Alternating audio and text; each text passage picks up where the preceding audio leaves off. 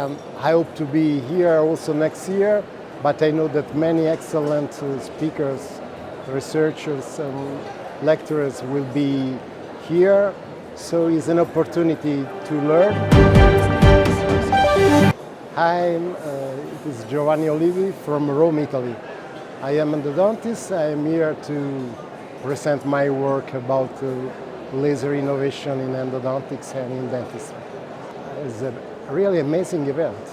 I didn't expect so many people to the Congress and to the exhibition, so I think it's a good opportunity to be updated with innovation, with technology and new techniques. Absolutely great. We always recommend to be updated, and when there is a so big event with many fields of dentistry that we can go in depth, delving in the innovation really is a good opportunity. So absolutely is a good time here in Budapest. It's a very, very nice event.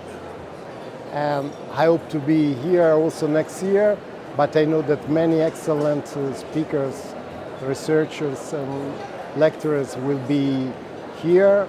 So it's an opportunity to learn, to enjoy the life, to enjoy dentistry.